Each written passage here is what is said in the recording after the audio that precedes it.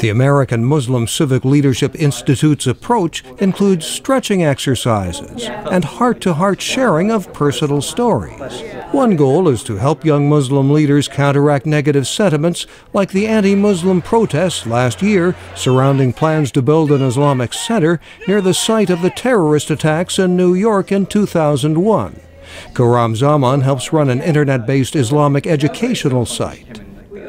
I think that the community in general, it feels like it is under attack, but I think internally we've realized that we have a crisis of leadership, a crisis of vision, and being able to kind of interact with the broader society. The Ground Zero Mosque, to me, it showed our community that we have a lot of work to do. These young men and women come from a variety of professional backgrounds. Some work for religious organizations, others alongside non-Muslims in community groups. Some are Ahmad is with the Ohio Alliance to End Sexual Violence. I find it in a really unique position to be in as a leader, is to be able to bring the perspective of the communities that I'm from and to be able to bring that to the table with the mainstream sexual violence movement. At the same time, being able to bring back the messages from the mainstream sexual violence movement back to the American Muslim community. Like other young people, young Muslims often turn to the internet for information. Altmuslima.com addresses the changing role of women and gender conflicts, says its editor Asma Udin. Much of the content on our site is about precisely those sorts of conflicts, the sort of really deep issues of relationships and gender identity and the question of gender roles, for instance. Participants in the American Muslim Civic Leadership Institute program come from many ethnic backgrounds and different branches of Islam. Just like we did our tech study, you have a tech study. They include native-born Americans and the children of immigrants from all parts of the Muslim world. Megan Putney is an American-born convert.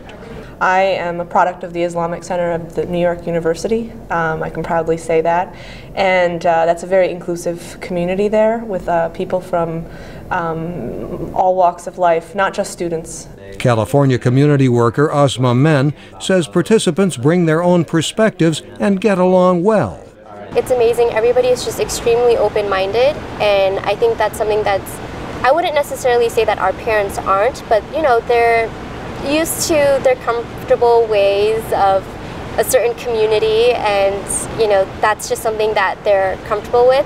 And I think for us, because we were born here or we've been raised here, we kind of have to integrate, you know, within the society, and it gives us more of like an advantage. So what'd you get? Let me just hear some of the morals of these stories. A professional actor helps the leaders develop storytelling skills to engage people on a personal level. Learning to communicate with other Americans is important for Muslims in all parts of the country, says Syed Mohuddin of Detroit. These are our people now. It's not, you know, the dude back home. It's the guy who doesn't have an education and the girl who's not being taken care of with family support. So what can we do to rewrite the narrative of Detroit? And what, he asks, can these young leaders do to shape the American Muslim story? Mike O'Sullivan, VOA News, Los Angeles.